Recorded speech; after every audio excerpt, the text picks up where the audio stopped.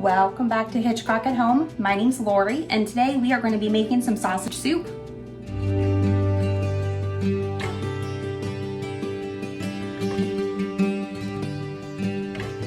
So in my opinion, this is a pretty simple recipe. The base of our soup is going to be about a pound of sausage. We'll take those out of the casing in a moment.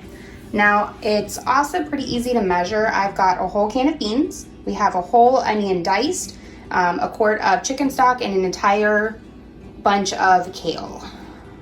So now, first things first, I like to buy the sausages in the casing for the simple reason that you get 18 ounces for the same price as if you bought it bulk. Usually only get 16 ounces where I shop. To take the sausage out of the casing, you're just going to simply take your knife. You are going to quickly score down the sausage. So don't really need to cut in too far. And then you see it's going to have this here. And you just kind of grab the casing and pull all the sausage out. There you go. So now this I'm just going to toss, and I'm going to go and do that to the rest of the sausages.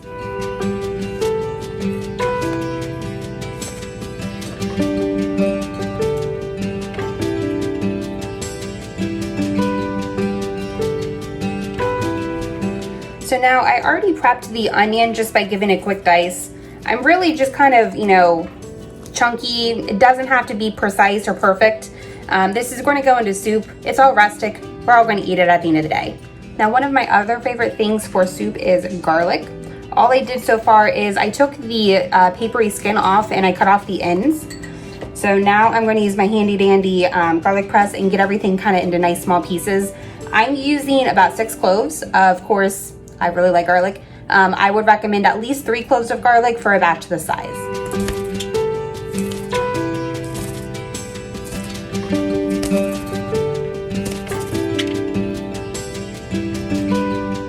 And now for the kale, one of the vegetables I know many people love to hate.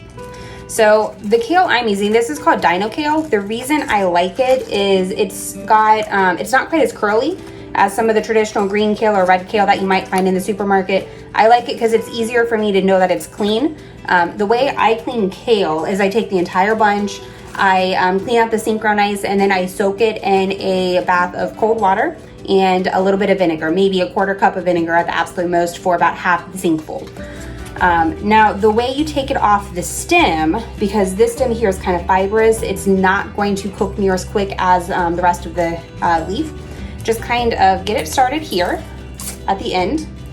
So you've got the little flops, and then take your hand and you're just going to pull, remove. So now this part we're going to dice here in a moment, but let me get everything set up first.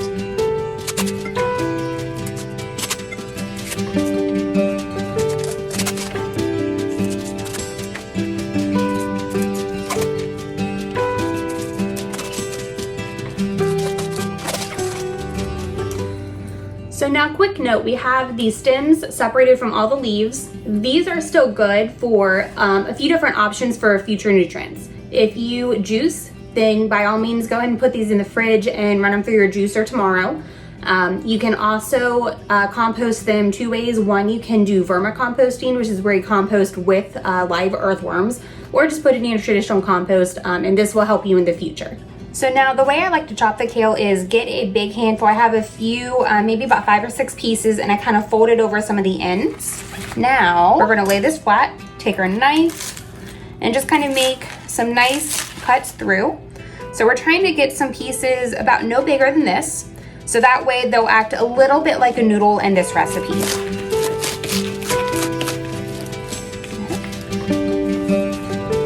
If you're starting your new year and you're looking to cut down on some of the carbs, I've got a really good recipe for you that I'll link in the comments below. It's not a video, but I use, it's chicken noodle soup, but it's noodles. So instead of actual noodles with, carbs and pasta, I use shredded cabbage leaves. It's really good, you should try it. Don't forget to prep your beans. So now we have just about everything prepped. Quick note, we will grate the cheese after everything is in the pot together. And another thing, this may look like an obscene amount of this beautiful healthy kale for a recipe with these ingredients. I promise it will shrink, everything will work perfectly, just trust me. I think we're ready to start cooking. Let's begin. We want just a little bit over medium heat. And now our sausages will be the first things going in.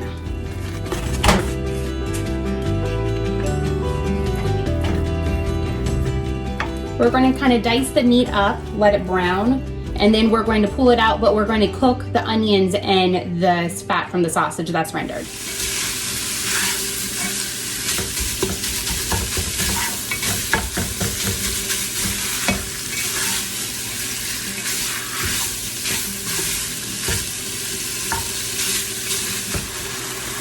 Now I know it's not TV, but with the magic of the internet, look how nice and beautiful this is.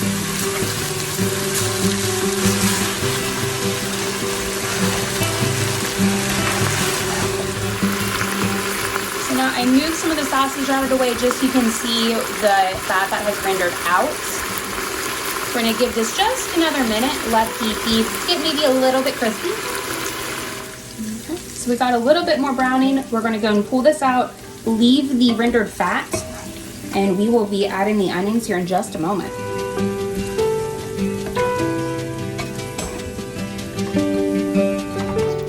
Got a little sausage left in the bottom of your skillet, don't worry about it. We're going to go ahead and add the onions and get the rest of this soup started. We gave it a nice good stir. We don't really need the onions to brown. We just want them to cook through so that way we're not eating raw onion in our soup. I think this looks pretty good here. So they're not completely cooked through, but that's okay. They will continue cooking as we add more ingredients. So now we can add our garlic. And again, I've got about 6 cloves here. You do you, add as much or a little as you personally like.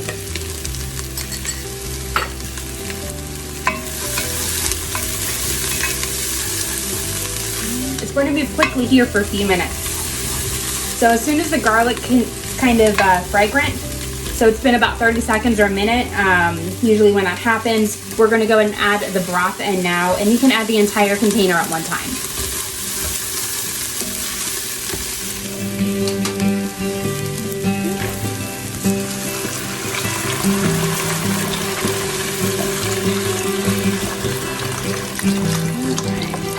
So now you'll notice that the soup got a lot quieter, and that's because the broth obviously is cold. It's cooled the temperature of the dish completely. While everything is heating back up, we're going to go ahead and add our beans and put the sausage back in the mix.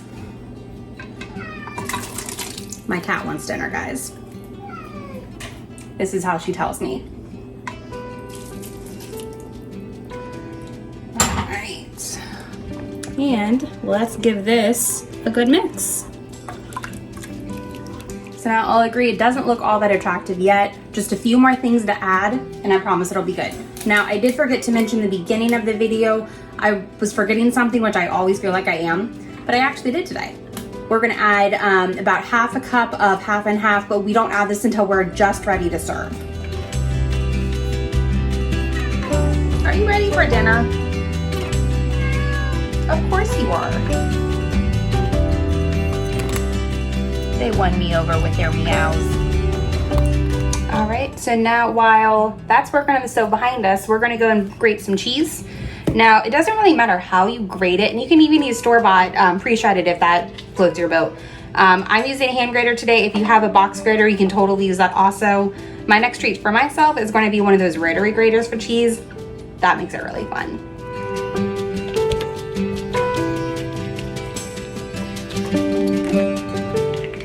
There you go. So now you can see we don't really have all that much cheese here. This is maybe about half a cup total of Parmesan, and it's going to be enough for multiple bowls of soup. So now our soup has come back up to temperature. It looks like it's kind of boiling. We're going to pull that down and just put it on low for now. So everything should be kind of marrying itself together. We are now ready to add our kale.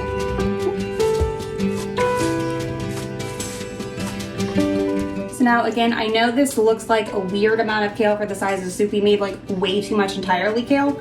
I promise it will cook down. Don't worry about it. Just give it a few minutes to do its thing.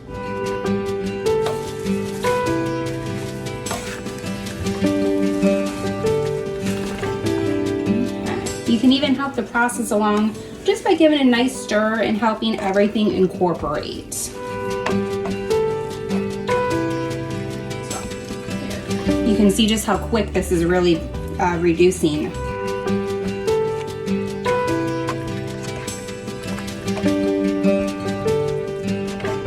So good.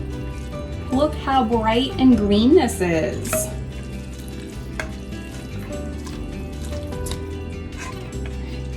So now the kale really just needs about 5 minutes or so, and then we're going to be ready to plate up. And a reminder, it is on low heat right now because we don't really need the soup to boil at this point. And now for the last ingredient, the half and half. Again, we add this right at the end of cooking. It's just going to really take this soup to that next level. About half a cup is going to be plenty. Check this out.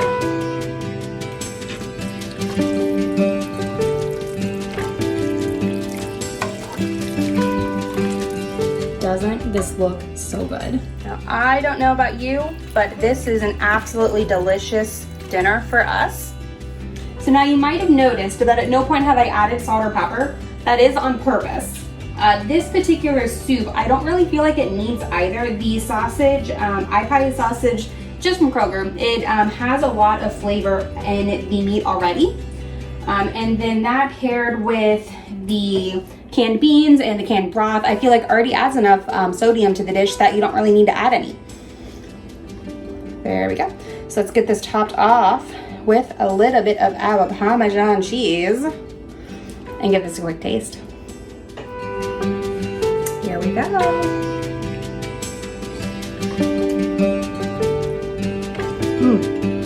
I love it. So the beans and the sausage work together. They really help make this a nice hearty soup. The kale has just a little bit of bite to it because we added it towards the very end of the cooking time. We didn't overcook it. And it's just the sausage, the little bit of cream and the Parmesan. It just all works together. This is really good. I really hope you take a few minutes to try this soup. For no other reason, it's cold outside. This is going to help warm you up, and pretty much everything that goes in this recipe, with the exception of the half and half and the Parmesan, if you buy it once, you make the recipe and you hate it, you don't have a ton of leftovers of all these ingredients that you wouldn't use in other dishes. I don't know about you, but I am ready to eat some of this for dinner. Please like, share, subscribe. Check out some more videos that I've got right here.